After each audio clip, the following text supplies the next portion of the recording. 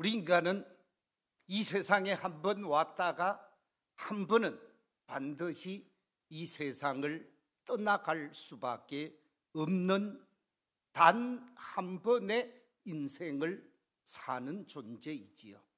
그래서 우리의 한평생의 삶을 한마디로 표현할 때 일생이라고 표현을 합니다. 여기서 말하고 있는 일생이라는 말은 두 가지 의미가 있는데, 인생의 전 생애를 표현할 때 일생이라고 표현을 하고, 또 하나는 단 한 번을 사는 인생이라, 그래서 일생이라고 표현을 하게 되어집니다. 불교에서는 윤회설을 강조하면서 이렇게도 태어나고 저렇게도 태어나서 몇 번씩 나고 죽고를 반복한다고 말하는데, 하나님의 말씀인 성경은 분명히 말씀하기를 우리 인생은 단 한 번 사는 인생이라 라고 말씀하고 있습니다.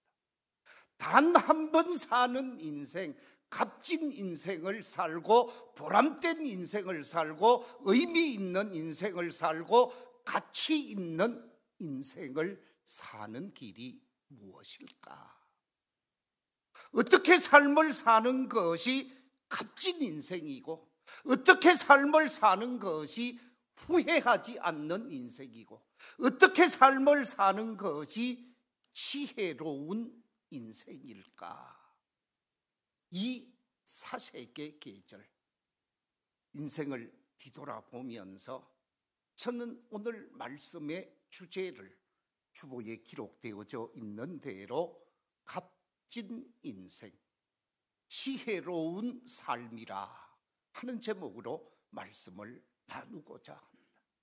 우리가 한평생 인생을 살아가면서 값진 인생, 후회하지 않는 인생, 지혜로운 인생을 사는 길이 어디 있을까? 오늘 본문 속에서 저는 세 가지 중심 주제를 가지고 말씀을 나누고자 하는데, 제일 첫 번째 오늘 본문이 우리를 향하여 값진 인생, 지혜로운 삶을 사는 비결에 관해서 이렇게 말씀하고 있습니다. 이 세상에 있는 것, 이 세상에 있는 것에 관심만을 기울일 것이 아니라 하늘나라 천국에 관심을 기울이며 사는 삶이 지혜로운 삶이요 값진 인생을 살아갈 수 있다라고 말씀하고 있습니다. 우리 인간은 자신이 좋아하는 것에 관심을 기울입니다. 영화를 좋아하는 사람은 영화에 관심을 기울이게 되어집니다. 운동을 좋아하는 사람은 운동에 관심을 기울이게 되어집니다. 낚시를 좋아하는 사람은 낚싯대를 메고 산을 찾고 강을 찾고 또는 바다를 찾아갈 수밖에 없다라는 거지요. 한 목사님에 관한 이야기입니다. 이 목사님이 바둑을 아주 좋아했습니다. 그래서 제가 바둑 구단이 또는 바둑 그림을 한 장 여러분에게 보여드리려고 하는데, 여러분 한번 생각해 보십시오. 구단이 바둑을 두고 있습니다. 구단이 되려고 하면 여러분 얼마나 바둑을 많이 두었을까요? 아마 바둑에 미쳐야 구단 정도 되어질 것 같습니다. 모르긴 해도 우리 밀양에 바둑 구단이 있나요? 제가 잘 모르지만 없을 것 같아요. 한 목사님이 완전히 바둑에 그만 푹 빠지게 되어졌습니다.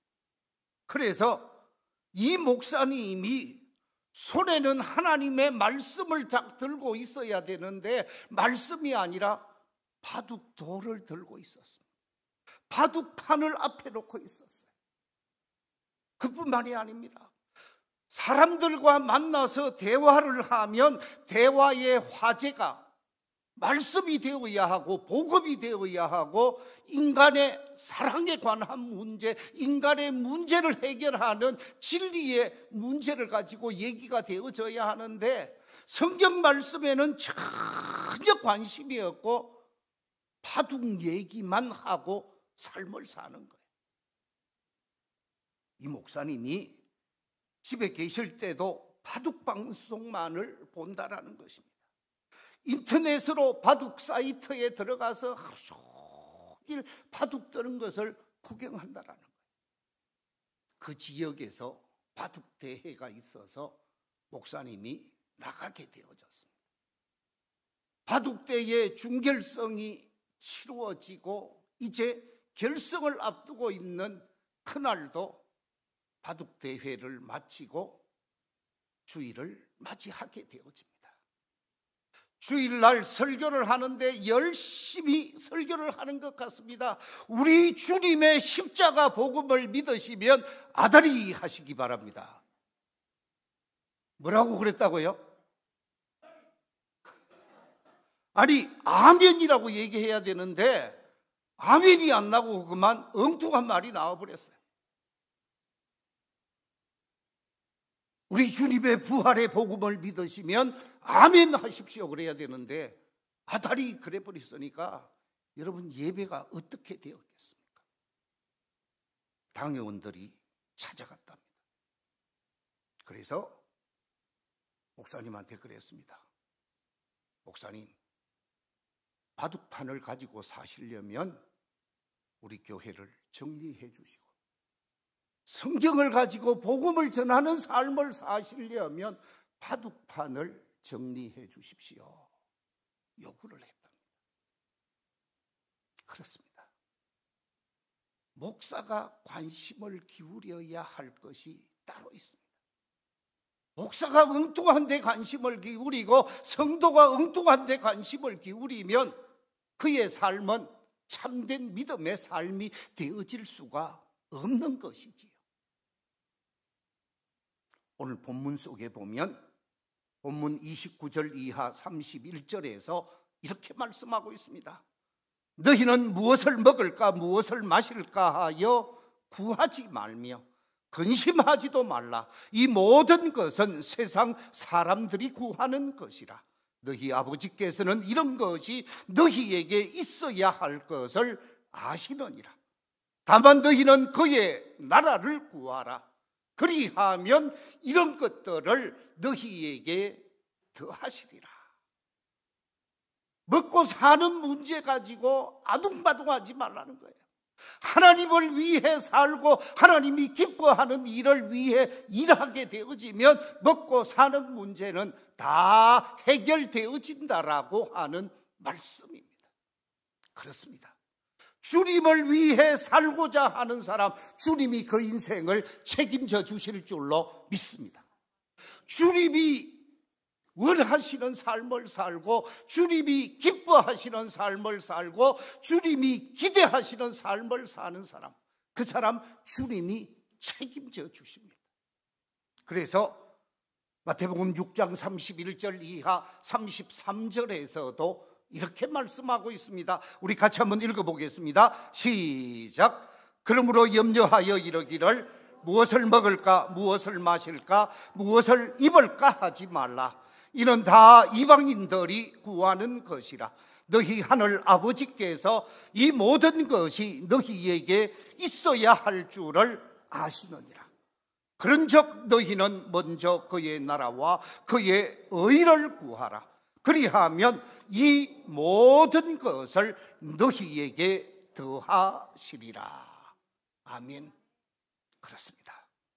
우리 성도들의 관심사항은 이 세상에 있는 아름답고 화려한 유형의 사물들, 먹고 마시고 즐길 수 있는 것, 그것 자체만이 우리 인생의 전부라고 생각을 하고 그것에 몰입하며 사는 것은 하나님의 뜻이 아니다라는 말씀입니다.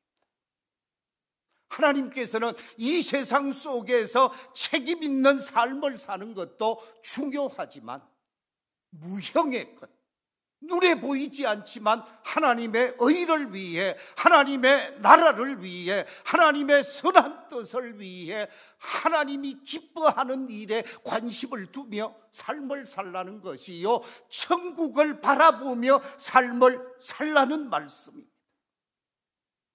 이 땅에 하나님의 나라가 온전히 이루어지고 하나님의 통치하심이 온전히 이루어질 수 있도록 우리는 이런 문제에 힘을 쓰고 애를 쓰고 관심을 기울여야 하는 것은 물론이요, 하나님이 기뻐하는 일에 일생을 드리고자 하는 삶이 되어져야 함을 말씀하고 있습니다. 우리 주님은 우리가 어떤 존재인가를 다 아시는 분입니다. 예수 그리스도를 알지 못하고 예수 그리스도를 믿기 이전, 예수님을 만나기 이전에 우리의 관심사항은 세상이 전부였습니다. 세상만을 위해 존재하는 사람들이었습니다. 그러나 예수 그리스도를 만나고 예수 그리스도를 나의 주 나의 하나님으로 내 마음 중심에 모셔드리게 되어지면 세상이 전부가 아니라 그리스도의 눈으로 세상을 보면서 세상과 함께 하늘을 바라보고 천국을 바라보면서 천국 백성의 삶을 살 것을 우리에게 말씀하고 있습니다. 예수 믿는 사람은 눈앞에 보이는 것으로 자족하며 삶을 살아서는 아니 된다라는 말씀입니다. 공자가 아주 멋진 말을 했더라고요. 공자 선생님이 이렇게 말했습니다. 멀리 내다보며 깊이 생각하라. 참 의미 있는 말인 것 같습니다. 멀리 내다보고 눈앞에 있는 것만 볼 것이 아니라 멀리 하늘나라를 바라보라는 말은 아니겠지만 하늘나라를 바라보며 삶을 사는 삶이 되어져야 하는 것이지요. 그리고 깊이 생각하라.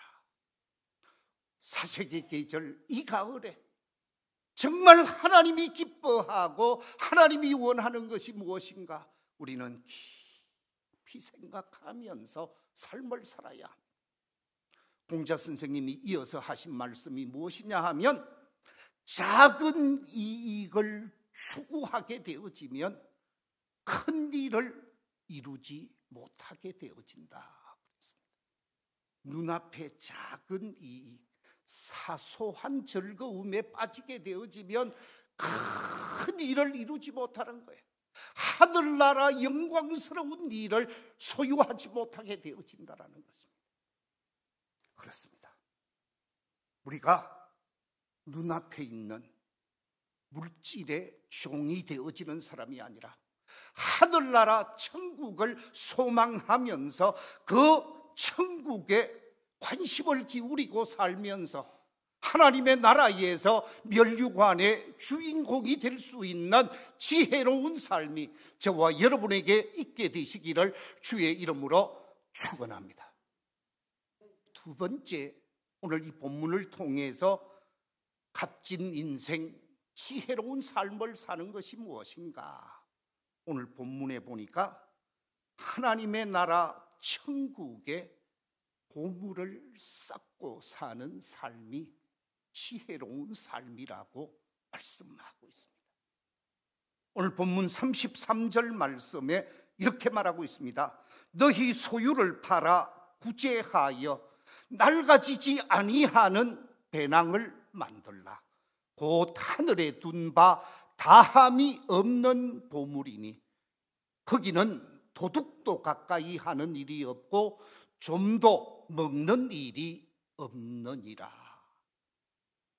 방금 읽었던 말씀 속에 우리의 소유물, 우리의 재물, 우리의 지식을 가지고 가난한 사람, 힘들게 사는 사람, 약하게 삶을 사는 사람, 우리의 소유물을 어려운 형제에게 나누어 주면서 누구도 찢을 수 없고 누구도 해할 수 없고 그 어떤 도둑도 가지고 갈 수 없는 천국의 보물을 쌓으라고 말하고 있습니다. 그렇습니다. 우리가 이 땅에서 값진 인생을 살고 이 세상 속에서 지혜로운 삶을 살아가는 것은 내게 주어진 선물, 그것이 물질도 되어질 수 있고 그것이 지식도 되어질 수 있고 그것이 권력도 되어질 수 있고 그것이 우리의 재능도 되어질 수 있고 달란트도 되어지는 거지요. 그것을 가지고 어려운 형제와 이웃들에게 사랑으로, 섬김으로, 나눔으로, 전함으로 함께 하면서 그것이 곧 하늘나라에 쌓는 비결이라는 거죠. 내가 가지고 있는 재물, 나만을 위해 살고 내 가족만을 위해 산다고 하면 세상 사람들과 다를 바가 전혀 없습니다. 적어도 예수님께서 생명 들여서 우리를 구원해 주셨다면 예수님의 그 정신, 예수님의 그 사랑으로 삶을 살면서 하늘나라의 보화를 쌓아야 하는 것이죠. 오늘 본문 이전의 말씀 누가복음 12장 16절 이하의 내용에 보면 한 부자가 있었습니다. 큰 농사를 짓는 아마 만석꾼인 것 같습니다. 그해 가을 농사를 지어서 엄청나게 수확을 거두어들였습니다. 자신이 가지고 있었던 창고가 모자라서 큰 창고를 짓고 수확한 곡식을 차곡차곡 자신의 창고에 들였습니다. 다 쌓아놓고 가을 추수를 다 마치고 이 사람이 뭐라고 얘기를 하고 있는가? 누가복음 12장 19절에 이렇게 말하고 있습니다. 같이 한번 읽어볼까요? 시작. 내가 내 영혼에게 이르되 영혼아 여러 해 쓸 물건을 많이 쌓아두었으니 평안히 쉬고 먹고 마시고 즐거워하자. 먹고 마시고 즐거워하자라고 스스로에게 말하고 있습니다. 돈 많으니까, 재물이 많으니까 그것 갖고 먹고 마시고 즐기고자 계획을 세웠습니다. 인간적으로 볼 때 정말로 지혜롭게 잘했습니다. 계획성 있게 멋진 모습을 보여주고 있습니다. 그런데 그 사람을 바라보는 하나님의 관점은 지혜롭다고 말하지 않습니다. 세상 사람은 지혜롭다고, 세상 사람들은 상당히 계획적이라고 말하는지는 모르지만 하나님은 뭐라고 말하십니까? 20절 말씀 같이 한번 읽어보겠습니다. 시작. 어리석은 자여 오늘 밤에 네 영혼을 도로 찾으리니 그러면 네가 준비한 그것이 누구의 것이 되겠느냐? 어리석은 자라고 규정을 하고 네가 쌓아놓은 것, 네가 채워놓은 것 오늘 밤 너 데리고 가면 그것 누구 것이 되겠느냐? 유대 사회에서는 여러분 농사를 지어서 추수를 할 때 일부분 추수를 하지 않습니다. 그건 누구 준다고요? 가난한 사람들을 생각해서, 가난한 사람을 생각해서 추수하다가 떨어진 것 다른 사람들이 죽어가도록 그냥 둔대요. 그런데 이 사람은 농사 지어서 모든 것 다 거두어서 창고에 넣어놓고 먹고 마시고 즐기고자 하는 사람. 이웃에 관심이 없습니다. 하나님의 관심이 없습니다. 유일하게 자기에게 관심이 있고 먹고 마시고 즐기는 데 관심이 있었습니다. 하늘 곳간에 쌓고자 하지 않았습니다. 여러분, 천국의 보물을 쌓는 것은 어떤 삶일까요?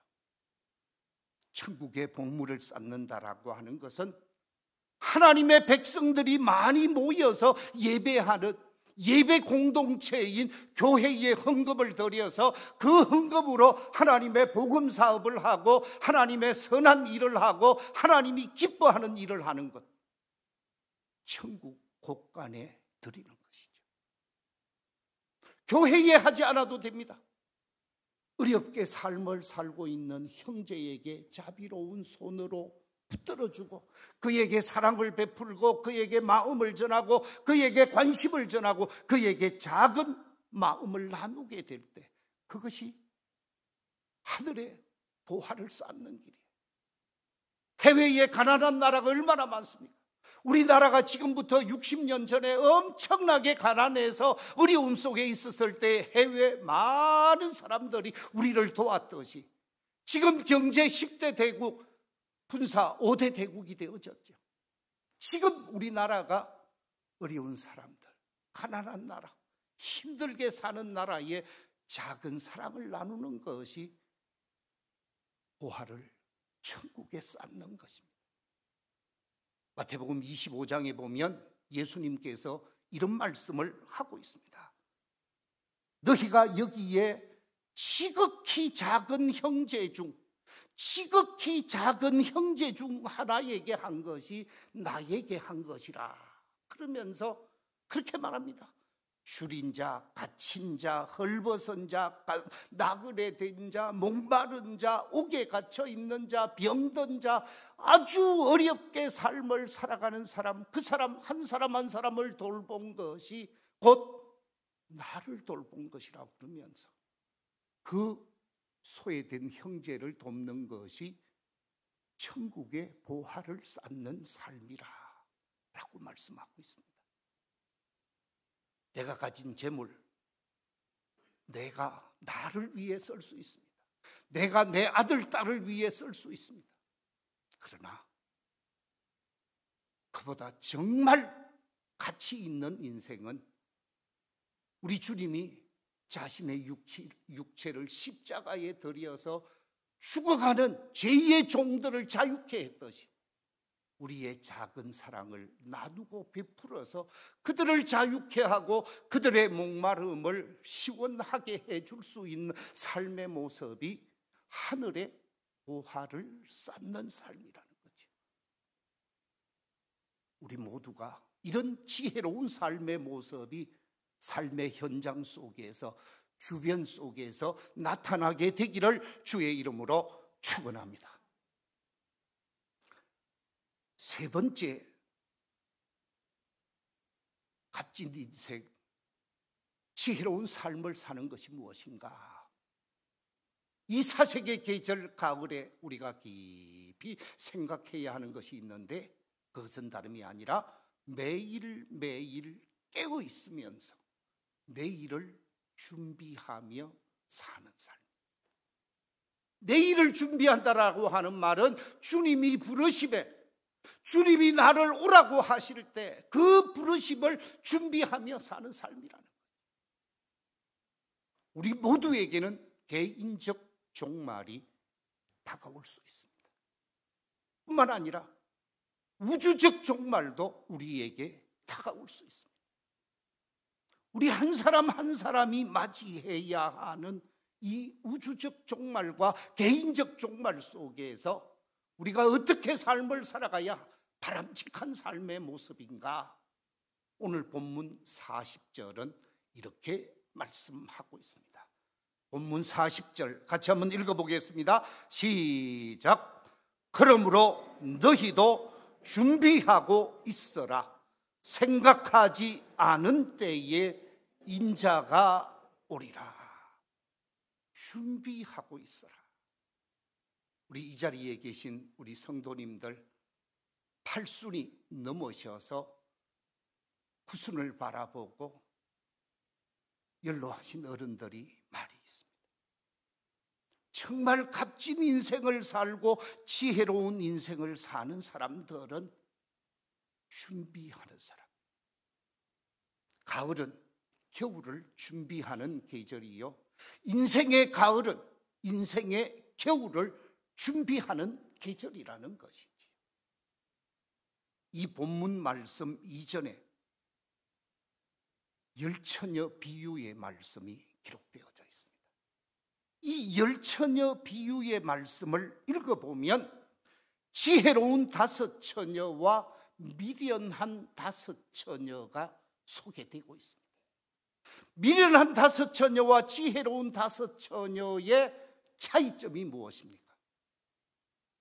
미련한 5 처녀와 지혜로운 5 처녀의 차이점은 무엇에 있다고요? 기름에 있습니다. 등불과 함께 기름까지 준비하여 신랑을 기다리는 사람, 등불을 밝힐 수 있는 기름을 함께 준비한 사람, 차이점이 있습니다. 등만 준비하고 그 등 속에 있는 기름만 가지고 있으면서 불을 피운 사람이 있는가 하면 등과 함께 기름을 별도로 준비한 사람이 있습니다. 등은 무엇입니까? 외형적 모습, 겉으로 드러나는 모습. 저분이 목사님이래, 저분이 장로님이래, 저분이 권사님이래. 겉으로 드러난 멋진 등을 가지고 있는 분들 많이 있습니다. 그런데 그 등 속의 기름은 어느 날 뚝 떨어질 수 있어요. 그 등 속에 있었던 그 기름이 떨어지면서 등불이 꺼져버릴 수 있다라는 말씀이에요. 등 속의 기름은 무엇을 얘기하겠습니까? 등 속에 있는 영적 기름은 믿음이라고 말할 수 있을 것입니다. 우리의 믿음이 늘 상승하면서 좋은 믿음을 가지고 있느냐? 어느 날 믿음이 뚝 낙엽 떨어지듯이 떨어질 때가 있습니다. 그렇기 때문에 등 속에 있는 기름을 우리는 믿음이라고 말할 수 있을 것입니다.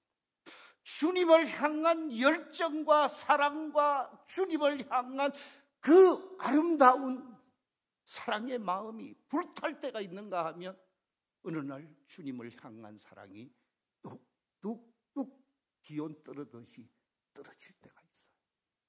그래서 등 속에 있는 기름을 우리는 사랑이라 말할 수 있을 것입니다. 성령 충만하고 은혜 충만하고 말씀 충만한 믿음의 모습이 되어졌다가 어느 날 성령님이 나를 움직이고 있는지 없는지, 말씀이 내게 등불이 되는지 안 되는지, 은혜가 나를 감동시키는지 안 시키는지 전혀 감각이 없는 상황이 찾아올 때가 있죠. 떨어질 때가 있습니다. 그래서 등과 함께 등 속에 있는 기름만을 준비하는 것이 아니라 플러스 알파가 있어야 되는데 그 알파가 새로운 기름입니다. 그 기름이 무엇입니까? 그 기름은 다름이 아니라 삶의 열매라고 말합니다. 성령의 열매라고 말합니다. 믿음의 열매라고 말합니다. 말씀의 열매라고 말합니다.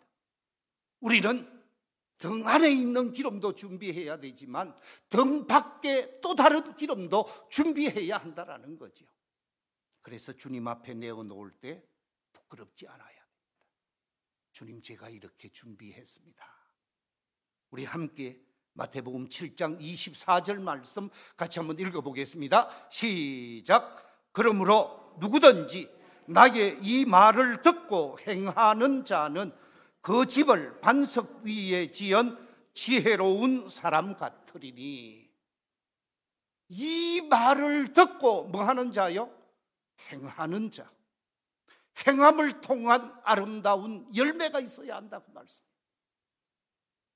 열매 있는 삶의 모습이 참 믿음의 사람, 참 지혜의 사람을 증거한다라는 거지요. 가을은 열매로 증거하는 계절입니다. 사랑하는 성도 여러분, 여러분은 지금 내게 죽음이 다가오면 어떻게 하시겠습니까? D.L. 무디 목사님, 미국이 낳은 자랑스러운 복음 전도자이지요. D.L. 무디 목사님이 마지막 임종 직전에 하신 말씀이 이런 말씀입니다. 땅은 물러가고 하늘이 열린다. 나의 주님께서 나를 위해 오신다. 이 말씀을 하고 세상을 떠나셨답니다. 제가 이 말씀을 보면서 제 소망이 하나 생겼습니다. 하나님, 자녀들 다 가족들 있는 자리에서 얘들아, 주님이 나를 데리고 가기 위해 저기 오시고 계시는데 너희들도 주님과 함께 하늘나라에 올 수 있도록 준비하고 살아라. 그리고 하늘나라로 간다면 얼마나 멋진 신앙의 마무리가 되어질까, 이렇게 기도해야 되겠다 생각이 들더라고요. 말씀을 맺겠습니다. 이 가을 사색의 계절, 값진 인생, 후회하지 않는 인생, 지혜로운 삶을 사는 길이 무엇인가, 세 가지를 말씀드렸습니다. 그 첫째는 이 세상에 있는 것만을 관심을 기울일 것이 아니라 하늘나라 천국에 관심을 기울이며 사는 것이라 말씀드렸고, 두 번째는 이 세상 창고에만 쌓아둘 것이 아니라 하늘나라 창고에 보물을 쌓듯이 쌓아가는 삶이 값진 인생이라고 말씀을 드렸고, 세 번째는 매일매일 깨어 있으면서 죽음을 준비하고 내일을 준비하는 삶이 진정 값진 인생이요 지혜로운 삶이라 그랬습니다. 이런 삶이 우리 교회 모든 성도들의 삶이 되시기를 주의 이름으로 축원합니다.